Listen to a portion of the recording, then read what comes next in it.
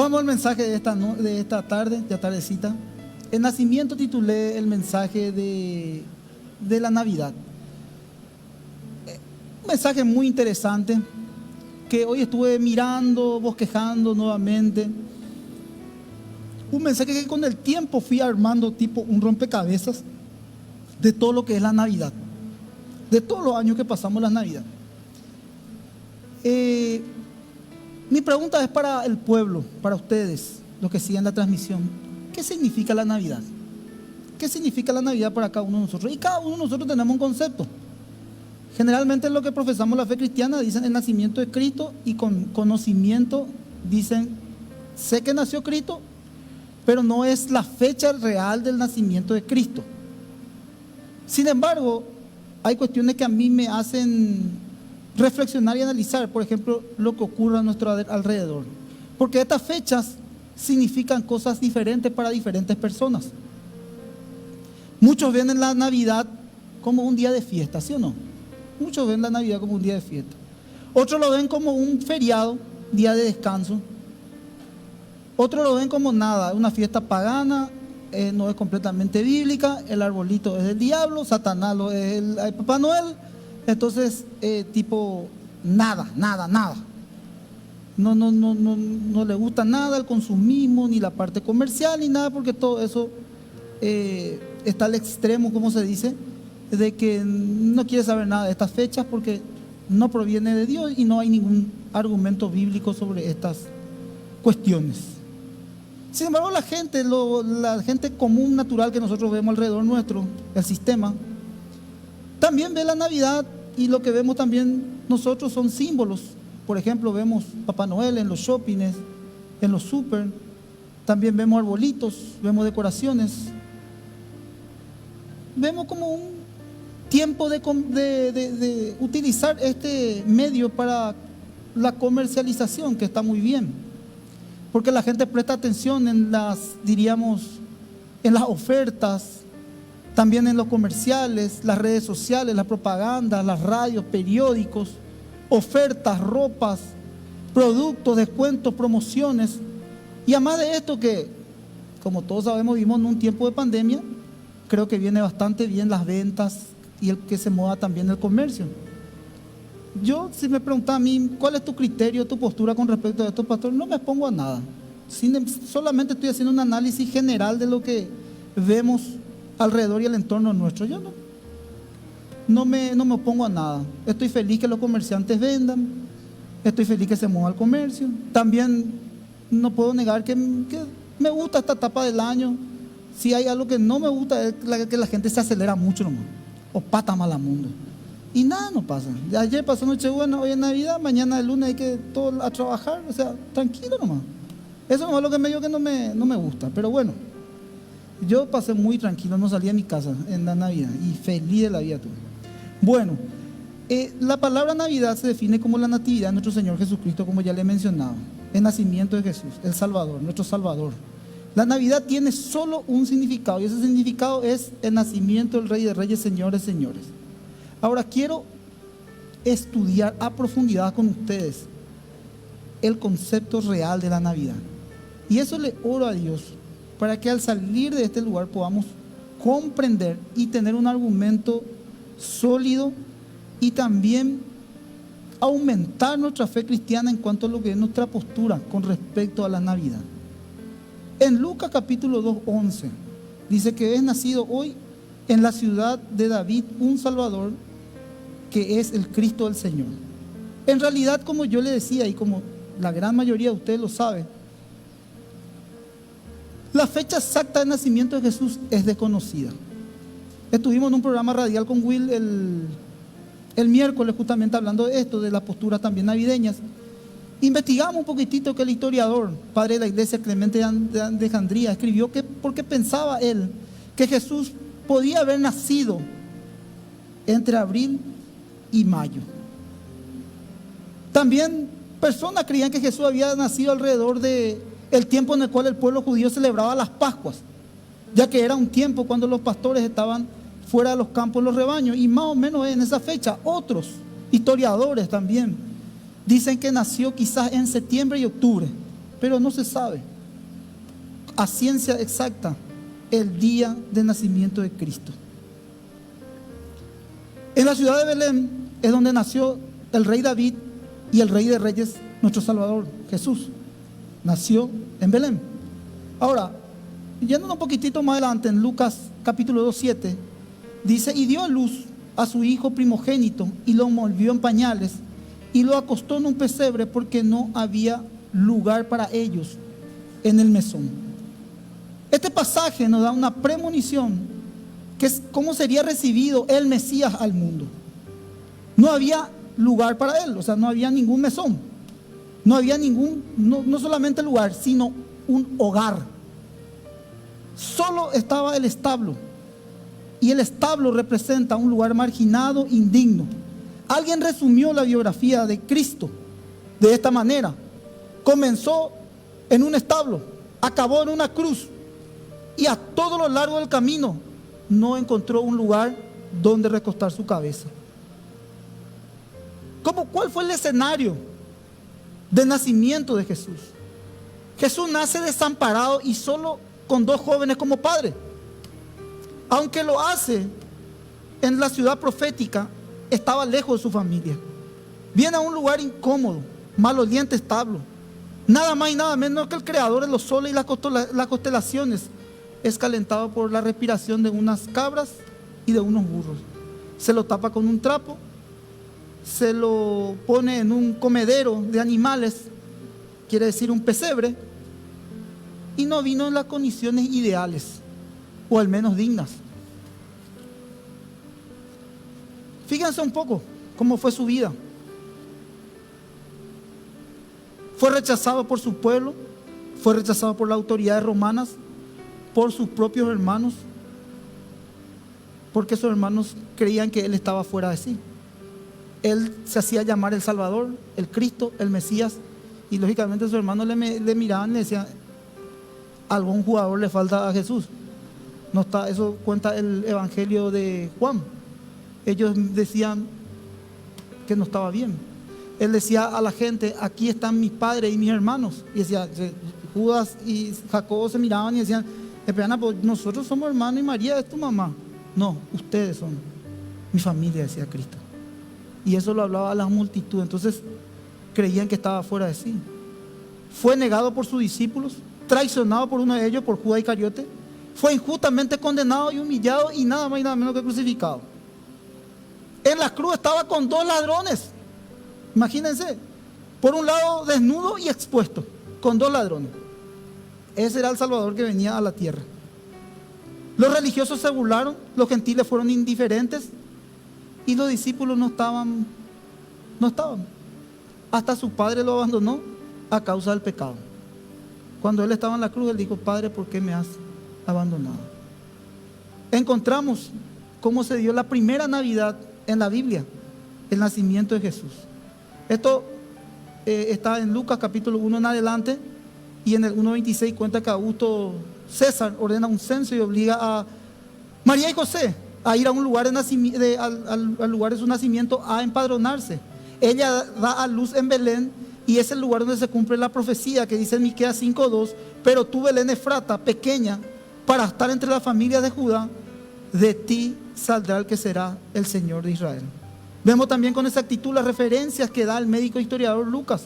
Es un gentil convertido al cristianismo. Él hizo una investigación minuciosa sobre la veracidad de Cristo antes de tomar la decisión de seguirlo. Lucas estudió perfectamente todos los acontecimientos de Cristo.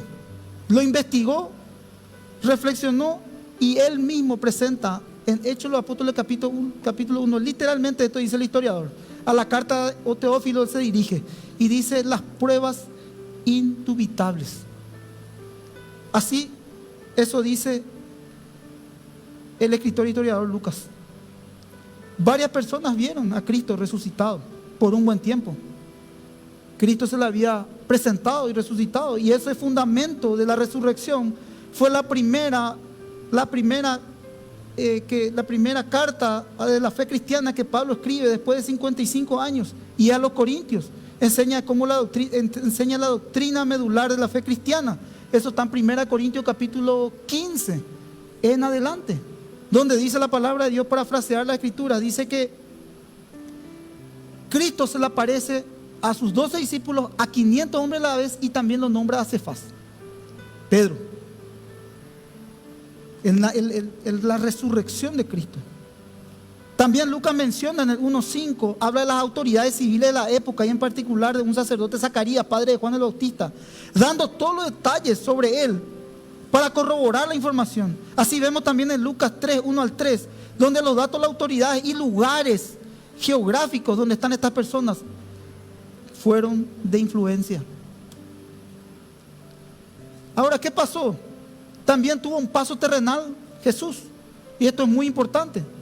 Noten cómo Cristo conecta con su reinado a la verdad. Su victoria la victoria de Cristo no se obtiene forzando a sus enemigos desde afuera, sino dándoles convicciones desde adentro, por medio del Espíritu que posa dentro del creyente. El arma de guerra es la verdad.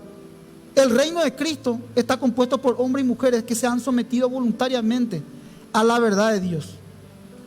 Cristo se encarna en una persona.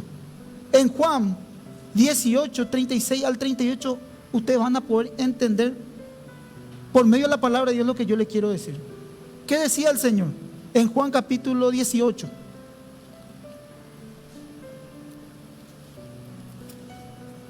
Esto es solamente la introducción, mi querido hermano, para llevarle al desarrollo de la prédica. Pero estos datos no son menores, estos datos son demasiado importantes para nuestra fe cristiana. Juan, capítulo 18, 36-38.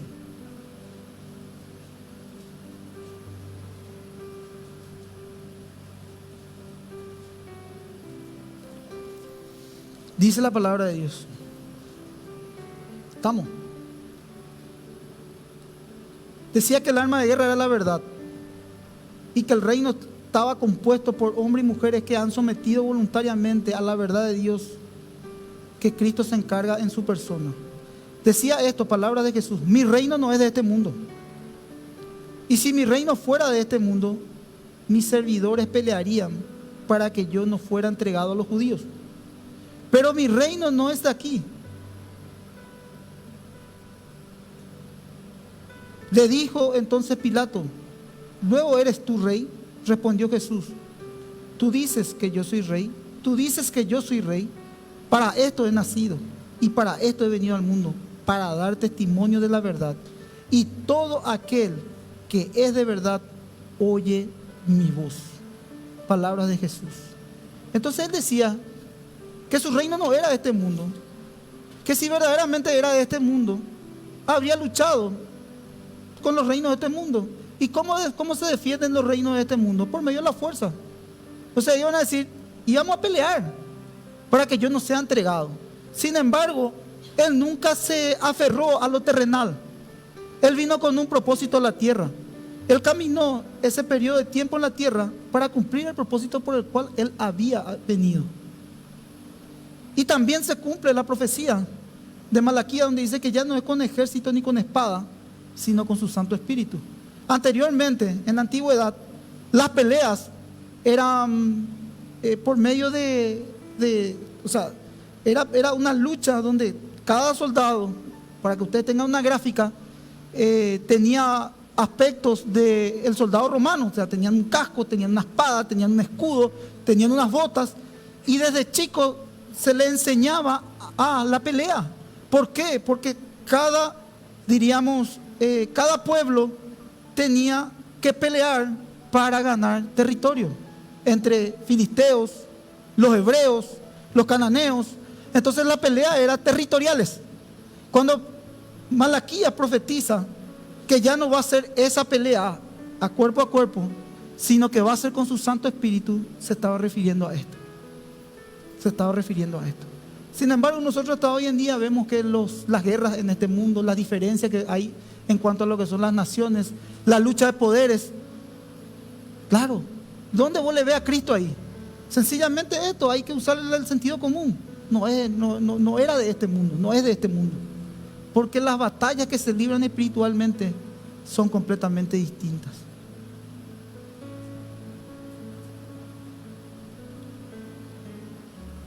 Apocalipsis, no hace falta que lo busquen, yo solamente me voy a apoyar en lo que estoy hablando. En el capítulo 11, 15 habla de la séptima trompeta. Dice la palabra de Dios: el ángel tocó la trompeta y hubo grandes voces en el cielo y decían: los reinos del mundo han venido a ser de nuestro Señor y de su Cristo, y Él reinará por los siglos de los siglos. Amén. Algo muy interesante está en Juan 18:37, porque estamos hablando de la verdad. Porque la verdad, ¿quién es la verdad? Nosotros sabemos que Juan 14:6 dice: Jesús es la verdad, Jesús es el camino, Jesús es la vida. Él es la verdad. Ahora, hace mención en este pasaje de la Escritura sobre la verdad, y Pilato le responde de manera retórica y con cinismo, convencido que no existía ninguna verdad. Sin embargo, Juan relata que no se encontró ningún delito y pone en evidencia la injusticia cometida por los romanos y los judíos que ejecutaron a Jesús. Porque nunca, si vos haces haces un censo, le preguntás a las personas, vas a darte cuenta de todas las opiniones que vos podés quitar. Te vas a dar cuenta que la verdad no es absoluta. Vas a darte cuenta que cada ser humano, fuera del cristianismo y de la fe, te vas a dar cuenta que cada ser humano tiene su propia opinión y tiene su propia verdad. Entonces, ¿qué podemos hacer? Si juntamos todas las verdades, vamos a entrar en algo que es muy interesante, que es el relativismo. Todo parece, pero no hay una verdad. Entonces, ¿qué hizo Pilato ante esas situaciones? Comportarse cínicamente y también, como menciona ahí, no afirmar que él era la verdad.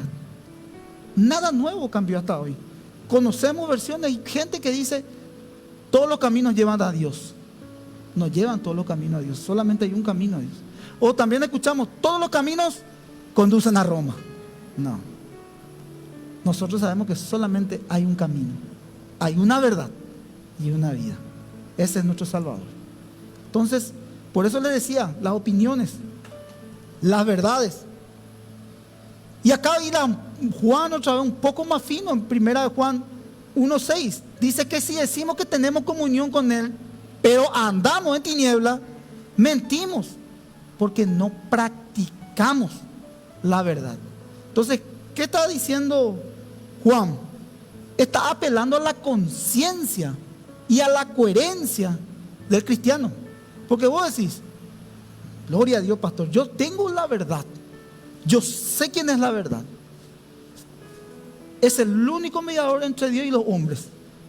Conozco la palabra de Dios, porque no hay ningún nombre dado a los hombres en el cual podríamos ser salvos, sino en este nombre de nuestro Salvador.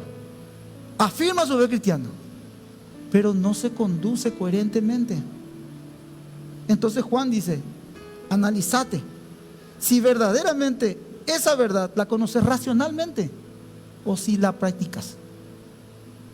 Eso dice Juan, desnudando un poco lo que hablaba al comienzo nomás, de que el Salvador viene a pelear nuestras batallas interiormente, no tanto externamente.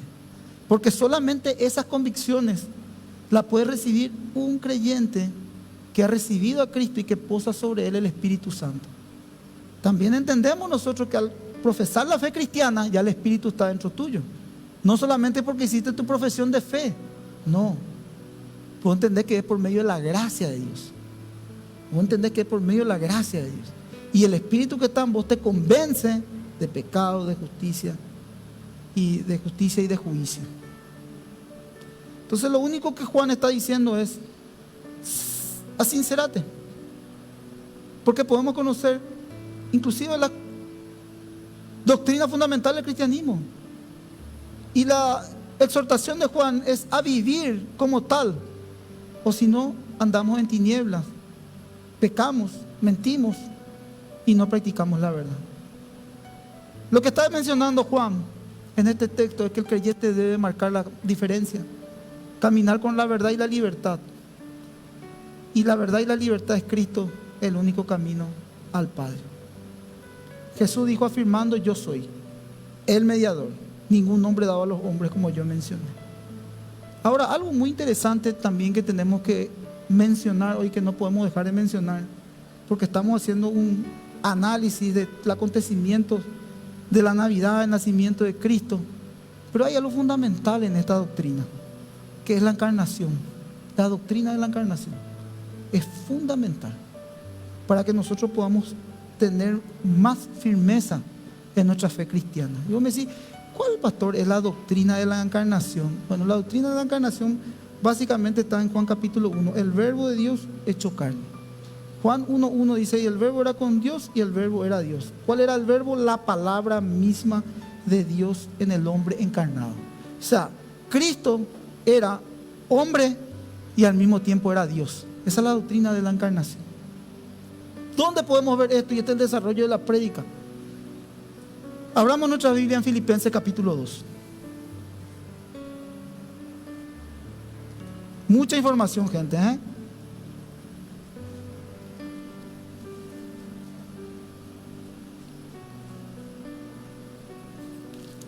Filipenses capítulo 2,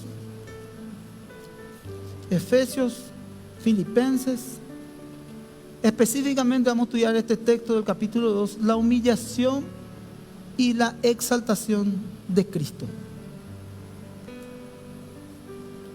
Humillación y exaltación de Cristo, capítulo 2. Voy a leer el versículo 1.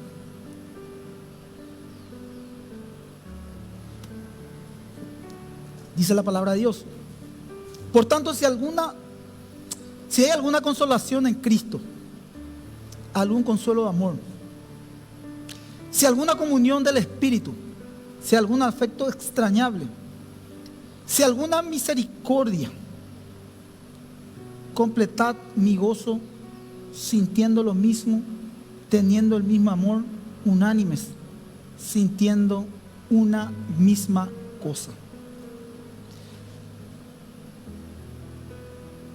En la humillación y la exaltación de Cristo, el apóstol Pablo estaba hablando a que la iglesia tenga un mismo sentimiento. Podría haber consolación, consuelo de amor, comunión del Espíritu y misericordia, nombra el apóstol Pablo en esta primera frase. ¿Qué le estaba diciendo a la gente que estaba desconsolada en la iglesia? Le estaba diciendo a que cobre ánimo. ¿Por qué estaba hablando de un consuelo de amor? Porque el consuelo de amor a que se está refiriendo Pablo es el aliento y la atención del Señor hacia sus hijos. El Señor, su Espíritu, visita nuestras vidas con ternura y pone esta palabra en nuestro corazón. ¿Qué pone en nuestro corazón? El Espíritu está atento y también te alienta. Y eso es lo que hace la palabra de Dios con el Espíritu dentro nuestro, para que nosotros podamos tener ese consuelo de amor ante las adversidades. Cobrar ánimo. Y la comunión con el Espíritu, a lo que se está refiriendo, es a la participación común de la vida eterna, suministrada por el Espíritu común. ¿Qué les quiero decir? La común unión es la común unidad de la iglesia y Dios. Pero a lo que se está refiriendo es más al trato personal, a cómo obra la comunión eterna. Les mencionaba. Y el Señor obra de esta manera. Su gracia es aquella que te llama. La gracia de Dios es aquella que te llama, que te escoge, que te elige, para que vos puedas acercarte a Él por medio de Cristo. La predicación de la palabra de Dios hace un efecto en tu corazón que hace que vos des ese paso de fe en Cristo. Entonces Dios te llama, la fe por Cristo, y el Espíritu Santo te convence, pone arrepentimiento de los pecados. Entonces obra en una común unión del Espíritu. Eso le está diciendo Pablo a la iglesia.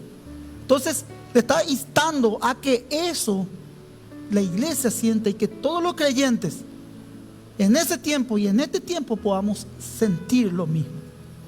Esa es la común unidad a la que se está refiriendo Pablo. Y acá nosotros vemos la misericordia, porque nosotros podemos decir de que cada uno de nosotros podemos decir que vimos la misericordia de Dios.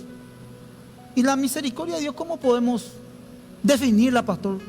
Porque escuchamos siempre que Dios no tenga misericordia. Por favor, que Dios tenga misericordia de esta situación. Señor, misericordia, misericordia. Y muchas veces lo hacemos protocolar y racionalmente. Y no entendemos quizá el concepto de la misericordia. La misericordia es el amor y la compasión que Dios tiene por cada creyente. Es un atributo de Dios, una característica de Dios. Dios es un ser misericordioso y Él tiene misericordia de nosotros. Es su amor y su compasión por los cristianos, por los creyentes. Vamos a avanzar, gente querida. El 2, capítulo 2 estamos, 3 y 4 vamos a leer. Entonces, al entender esto, consolación, consuelo de amor, común unidad, misericordia, dice, nada hagáis por contienda o por vanagloria. Antes bien, con humildad, estimando a cada uno de los demás como superiores a él mismo, no mirando a cada uno por lo suyo propio, sino a cada cual también por de los otros. Qué interesante. Lo que está diciendo Pablo es que nada debemos de hacer por egoísmo. Contienda es sinónimo de egoísmo. Es la actitud egoísta. Produce rivalidades, produce grupismos, sectarismos, incluso divisiones. ¿Y cuál es el resultado de estas rivalidades, sectarismo, divisiones? El egoísmo, sí. El egoísmo viene de la mano con el orgullo. O sea, son amigos inseparables. Friend to friend. Es el egoísmo con el orgullo. Entonces dice, nada hagas por egoísmo ni por orgulloso. Y vos decís, ¿por qué le está diciendo esto a la iglesia el apóstol? Porque las personas normalmente, este es todo ser humano, primero que nada que todos lidiamos contra algo. Todos somos seres rebeldes. Todos somos rebeldes. No hay ninguno rebelde. El único ser que no tuvo pecado fue Cristo. Pero sí, natamente en nuestros corazones hay rebeldía. Entonces, ¿qué le está diciendo a la iglesia? No vaya a hacer nada a tu manera. No vaya a hacer nada a tu manera. Porque si hace a tu manera, eso es vanagloria. Si vos querés hacer tu manera, todo lo que vos querés hacer en la vida, vas a buscar solamente un reconocimiento y un logro humano. Y esa es la vanagloria. El jactarte de lo bueno y de la buena que sos. O de lo bueno y lo buena que sos. Y si vos no estás, no se va a poder hacer nada. Esa es vanagloria. Esa es la vanagloria. Entonces, sí o sí, el creerte indispensable, el decir que si vos no estás, no se va a poder hacer nada, porque sos la única persona que hace todo lo que pueda hacer. Y si vos no estás, y si yo no estoy, la vida va a continuar, hermano. Nada. Eso le decía a Nelly antes de empezar el culto. No pasa nada, Nelly, le digo. Hay gente que, con mucho respeto, le digo, en estos días estuvo enterrándole a su ser querido. ¿Y qué pasó? Ya pasó. Ya llevamos los mejores recuerdos en la memoria. Se cerró una etapa, empieza otra. Y para adelante. El mundo no va a parar. Vos y yo no somos indispensables. Y más otra vez en las cosas de Dios, entender que Él está en control de todo. No nosotros, Él está en control de todo. Y muchas veces hay que sacudirnos y hay que entender de esa manera.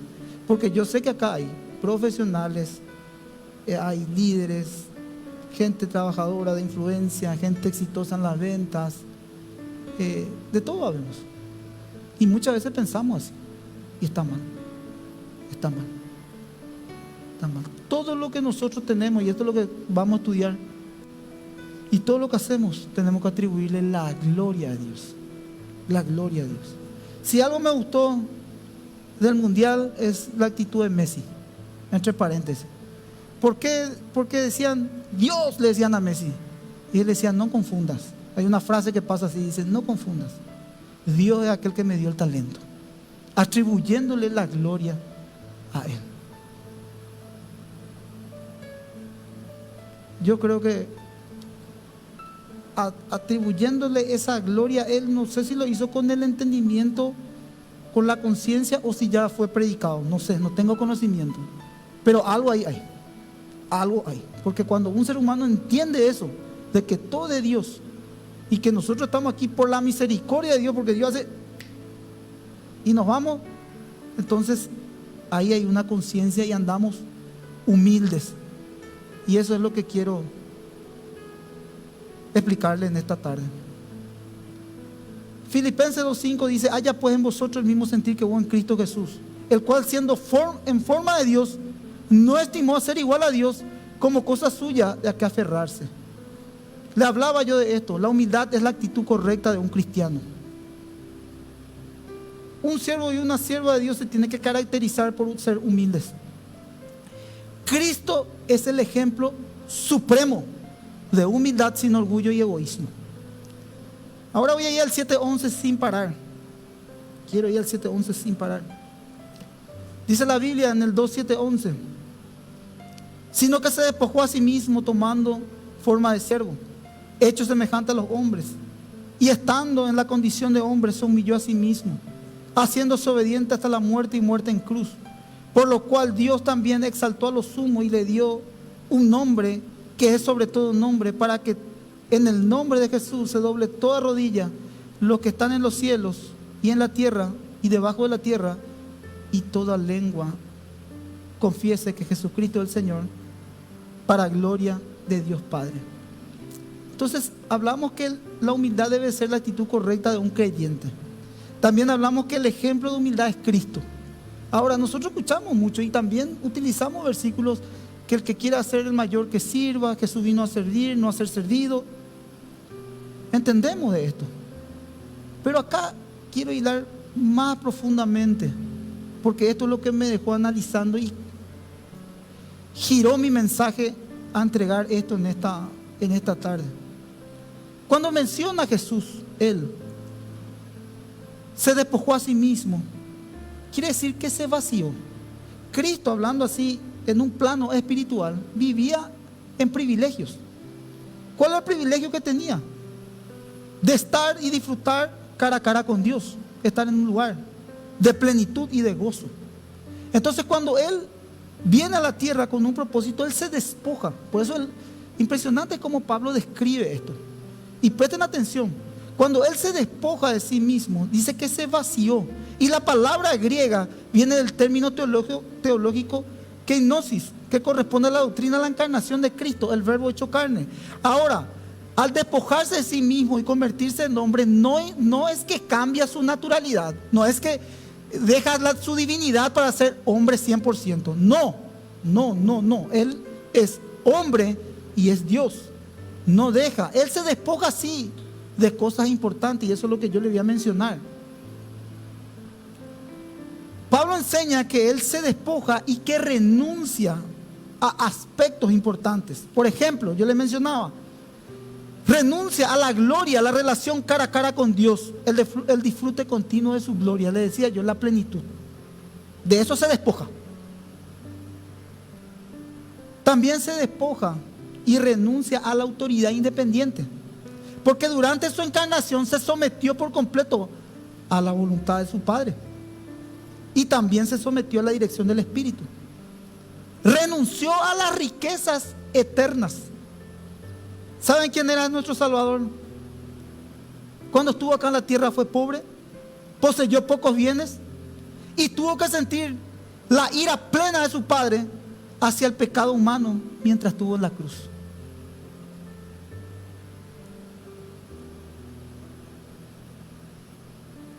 Cuando yo comprendí esto, dije, tuvo que despojarse de su misma gloria para venir a la tierra, nacer en un pesebre, ir hasta lo más bajo para poder subir al cielo y ser exaltado hasta lo sumo, dice la palabra de Dios. Si eso no pasaba, nosotros no podíamos, nuestra vida iba a ser un sinsentido total. Ahí podemos ver el amor mismo de Cristo. Por eso dice, toma la forma de siervo, se sujetó por completo a la voluntad del Padre.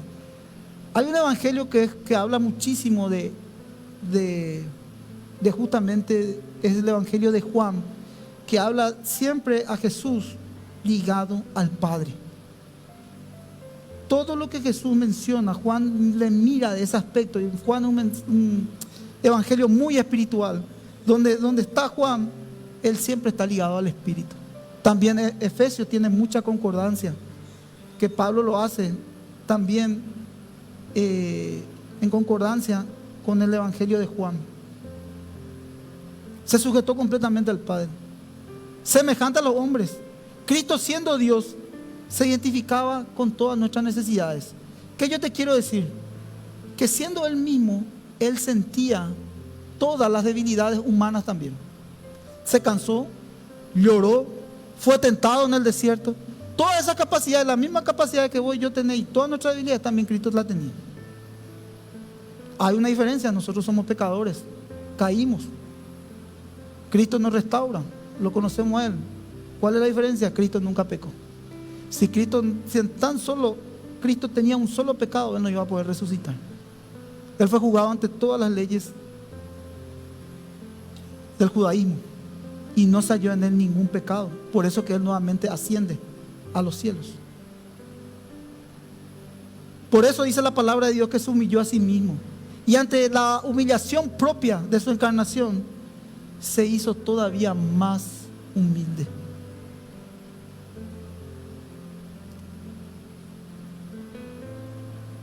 Y voy a decir, ¿por qué, pastor? Se actúa a los derechos humanos. Se sujetó a la persecución y el sufrimiento en manos de incrédulos. Acá muchos de nosotros queremos tipo tergiversar, manipular. ¿Qué? Pues yo me voy a sujetar ahí a la ley de los hombres. Nada, así nomás. Tenemos que andar. Nosotros nos sujetamos sí a la ley divina. No, tenés que sujetarte a las autoridades terrenales.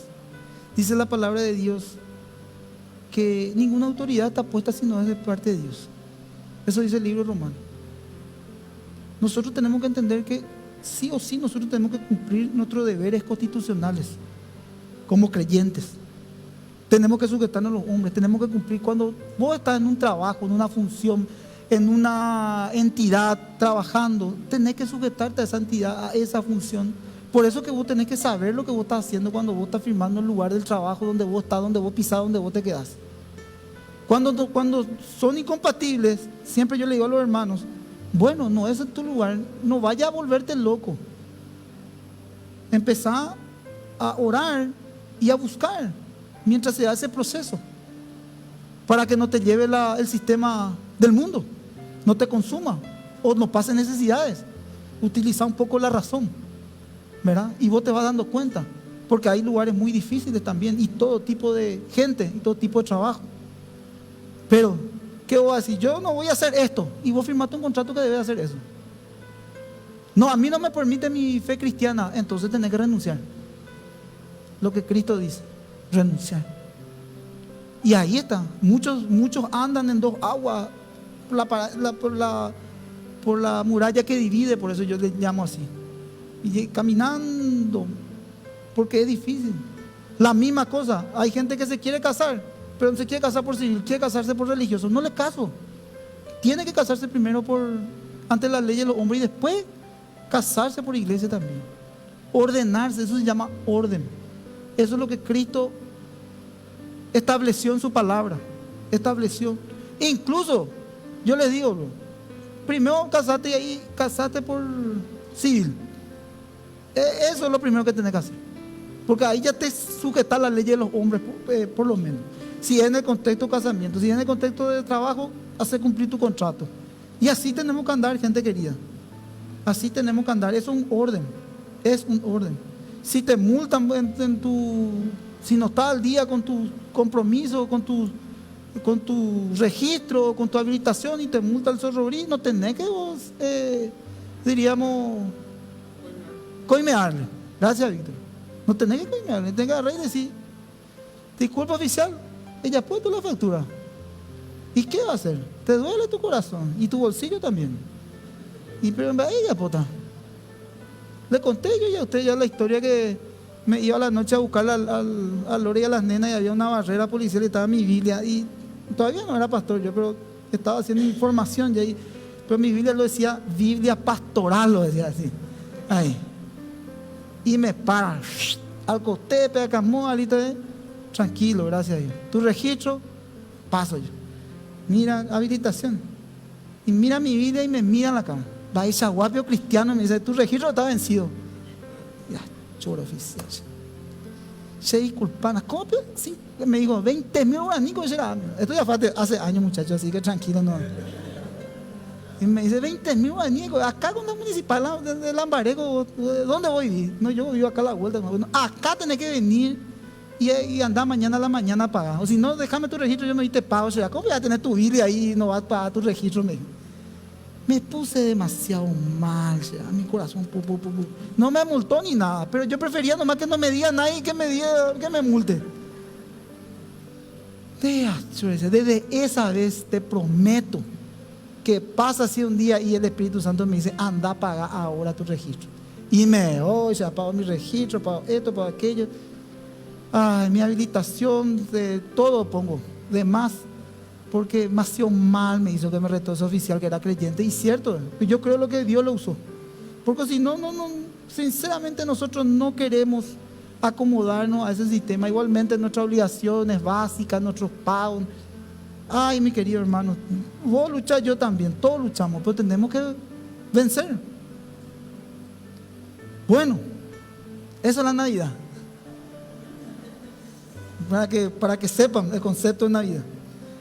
Bueno, gente querida, voy terminando. Se humilló a sí mismo. Ante la humillación de su propia encarnación, se hizo todavía más humilde en atenerse a los derechos humanos, sujetarse a la persecución, sufrimiento en manos de incrédulos. Pero acá hay otra humillación más. Se humilló a sí mismo, la humillación adicional, y una más. Consistió en que Jesús no murió, por decirlo así, por razones comunes. ¿Qué les quiero decir? La razón común, por ejemplo, morir porque ya por la vejez, ya por la edad, o por alguna enfermedad, o por algún, diríamos, o por alguna muerte, diríamos, un accidente, o algo. Jesús no murió de esas maneras. Jesús murió en una cruz. No murió por medios normales. Su muerte se produjo por una cruz. La forma de la muerte de Jesús fue la más desgarradora y denigrante jamás inventada. Por eso que esto escribía el pastor John MacArthur, decía, la obra de la cruz es la mayor demostración de amor y poder. La humillación y exaltación de Cristo están ligadas, son inseparables, porque exaltó a lo sumo, dice Pablo a los filipenses. Entonces la humillación y la exaltación van ligadas, inseparables. La exaltación de Cristo fue 4 veces más, fue cuádruple. Su resurrección y coronación a la diestra del Padre, intercediendo por los creyentes, el mediador entre Dios y los hombres, el sumo sacerdote perfecto, dice la palabra de Dios. Si no hubiera muerto Cristo en la cruz, no había podido ser elevado desde el extremo más abajo que pudo haber llegado hasta el cielo como sustituto perfecto del pecado humano. No podía haber una exaltación sin una humillación. Cristo se tuvo que humillar hasta lo más bajo para poder ser exaltado a lo sumo y poder gobernar. Es un principio, mis queridos hermanos, tremendo. Y apelo a que el Espíritu Santo habla en nuestros corazones, porque es lo que demanda el Señor de su pueblo, a andar como Él andaba, a caminar en la humildad. Las Escrituras mismas afirman el título que pertenece a Jesús, por derecho propio, hecho hombre. El nombre de Jesús no fue un nombre que se dio en su nacimiento, no, su nombre no es nuevo. El nombre de Jesús es de un sentido pleno. Desde su exaltación, Él ha sido siempre Señor. Desde su nacimiento, Señor, está por sobre todo. ¿Por qué? Porque Pablo, anteriormente de ser Pablo, era Saulo. Y Saulo, cuando se encuentra con Jesús, le da otra identidad y le pone el nombre de Pablo. Sin embargo, Jesús, desde su nacimiento, Él fue llamado Jesús. Y su nombre apropiado ya estaba estipulado, que iba a ser Señor de señores, Rey de reyes, por sobre todo. Es el derecho absoluto de gobernar. el señorío incondicional sobre todos los cristianos. Es la exaltación de Cristo. ¿Y saben qué es la exaltación de Cristo? ¿Cuál es el sinónimo de la exaltación de Cristo? La gloria de Dios.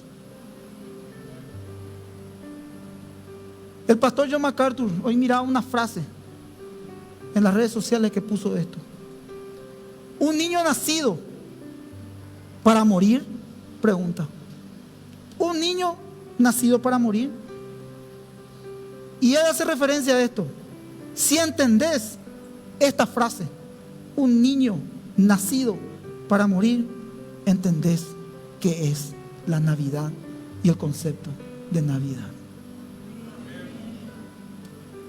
Hermano, esto es mucho más largo, pero yo creo que fue suficiente todos estos datos para comprender y entender lo que es la Navidad. Claro que todo viene del arbolito. Muchos preguntan: ¿puedo poner un arbolito? No puedo poner un arbolito. Poné. Y vos me decís: y pastor, ¿y vos poner arbolito? Yo ponía cuando mis hijos eran chiquititos y eso. Ahora no pongo porque ya no tiene pues sentido. Yo ya le callé y ahí ponía un arbolito. Pero si me preguntás a mí, ¿cuál es el concepto del arbolito? Decoración. Decorar tu casa con foquito, arreglada, pintada. O sea, le da un ambiente navideño al hogar. Y está bien, me gusta también el ambiente navideño. ¿Puedo poner pesebre? No puedo poner pesebre. Podés y no podés también. ¿Cuál es el problema, mi querido? No es que te vas a ir al infierno porque pusiste un pesebre y no te vayas al cielo tampoco por eso. Por Cristo te va al cielo. Son cuestiones tan periféricas que la gente debate y el argumento y el esto y aquello. Lo importante, gente querida, más allá de todo eso, es esto que nosotros hoy estamos predicando. Si tenés esto arraigado en tu fe cristiana, lo demás es periférico.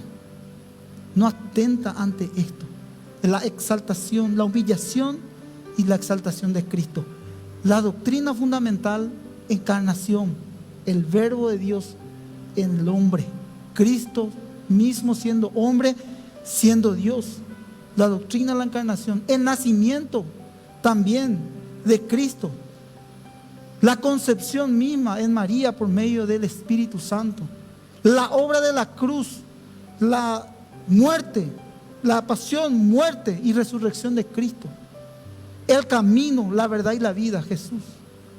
Eso es lo que nosotros tenemos que conmemorar en todo este tiempo, mi querido hermano.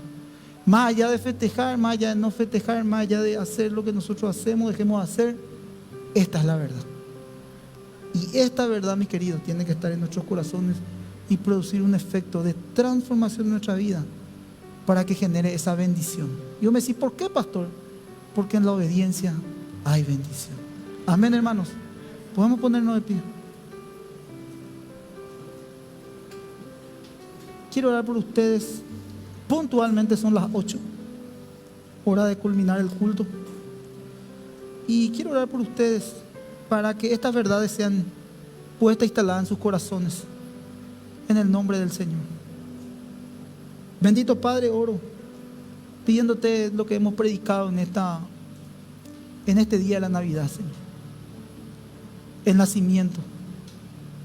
Y te pido, Espíritu Santo, que cada hermano y hermana pueda ser llenado de tu presencia. Oro para que haya una reconciliación. Que se quiebre, Señor, todo paradigma, toda estructura que podamos tener, o todo perjuicio que podamos tener contra cualquier otra persona, contra alguien que nos pudo haber herido. El mensaje es el perdón, la reconciliación. Primeramente contigo y después con los demás. Oramos por nuestras familias, bendecimos a nuestros hijos, hijas, bendecimos nuestra descendencia. Te damos gracias, Señor. Ayúdanos a que todo lo que hablamos y estas informaciones, Señor, podamos retenerlas. Tu palabra dice esto: tan sola una bastaría para sanarnos. De todo lo que hemos hablado en esta noche, una palabra que pudo haber tocado tu corazón o marcado, esa palabra es la herramienta y la bendición que el Señor te da en esta noche. Ayúdanos, Señor, a que esa palabra sea la espada que corte todo lazo pecaminoso en nuestras vidas y también la utilicemos para bendición, Señor, de otras personas. Porque tu palabra dice que es aquella que entra y penetra en nuestros corazones hasta partir los tuétanos. Por eso, Señor, oro en esta noche, pidiéndote que esa palabra sea de sustento, de sostén. Y en los momentos de dificultad, en los momentos difíciles, Señor, esa palabra sea, Señor, aquella que pueda abrir las puertas a los cielos en favor de nuestras vidas. Entendemos que tú eres un Dios misericordioso, que tú eres un Dios amoroso y que tú eres un Dios bueno, Señor. A pesar de las cosas, Señor, que no nos salgan como nosotros queremos, tú sigues siendo Dios. A ti no te sorprende nada, Señor. Tú no tienes sombra de variación. Nosotros somos de doble ánimo muchas veces, influctuantes. Pero ahí está tu gracia, Señor, encaminándonos hacia esa verdad, Señor. Por eso, Señor, en esta noche te alabamos, te adoramos y te bendecimos y te damos muchas gracias. Y antes de bendecir al pueblo, quiero pedir a los cumpleañeros que pasen para orar por ellos. A ver, Víctor, y está Nancy, por favor, mi hermana, mujer de oración. Por favor, adelante. Vamos a levantar las manos y vamos a orar por nuestros hermanos. Vamos a bendecir sus vidas en esta noche. Señor, gracias por la vida de Nancy y gracias por la vida de Víctor. Cumplieron años en estos días. Hoy específicamente es el cumpleaños de Nancy, el viernes fue el cumpleaños de Víctor. Y nosotros como congregación, Señor, queremos orar por sus vidas. Señor, siga haciendo la obra que has empezado, Señor. Sencillamente me viene a la mente la vida de Víctor, Señor, cómo nos conocimos, los procesos de consejería. Y jamás nos imaginamos que íbamos a estar aquí compartiendo en la iglesia. Tanto has bendecido su vida, Señor, que él ha caminado por valle de sombra de muerte, por dudas, y también con un testimonio de donde tú le has quitado. También él pasó por los procesos muchas veces de humillación, Señor, para que él pueda ser exaltado, Señor. Y hoy en esta noche, Señor, nada más y nada menos que festejando tu cumpleaños aquí en la iglesia. Él podía estar en cualquier otro lado con cualquier otro grupo de amigos festejando su cumpleaños, pero nada más y nada menos que él viene, Señor, como un hijo tuyo a entregar su vida, a rendirse, a despojarse de todos sus deseos y rendir su vida a Cristo y vivir agarrado fuertemente de ti. Bendigo también a su esposa, futura esposa, Señor, que está aquí presente, su casa, su familia. Lo bendecimos, Señor, todos los planes que puedan tener yo como familia, y te doy gracias, Señor. Así también oro, Señor, por la vida de Nancy, una mujer de 1000 batallas, Señor, una mujer guerrera, Señor, que tu mismo espíritu la guió y la trajo a este lugar, Señor, nada más y nada menos con una misión de orar, Señor. Y no es poca cosa, Señor, porque es una mujer que se levanta, una mujer que ora, es una mujer que te ama, Señor, es una mujer que se deja guiar por tu espíritu, Señor. Y has puesto, Señor, en ella la sabiduría, la gracia, Señor, para que justamente, Señor, pueda ministrar tu espíritu, Señor, con aquellos que necesitan por medio de la oración, Señor. Bendigo la vida de Nancy, bendigo la vida de Víctor, bendigo la congregación en esta noche reunida, Señor. Que la bendición del Padre, la bendición del Hijo y la bendición del Espíritu Santo estén con cada uno de ustedes, con su casa, sus familias, en el nombre poderoso de Jesús. Amén y amén. Le damos un fuerte aplauso al Señor. Que la buena obra empezó.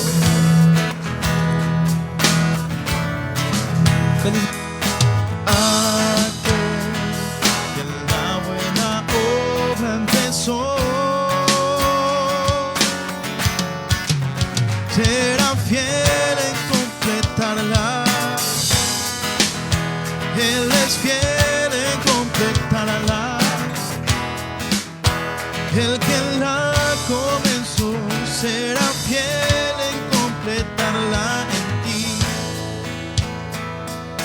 Amén, hermano, que Dios le bendiga a seguir disfrutando de la Navidad y a seguir reuniéndonos entre hermanos. Que Dios le bendiga a todos.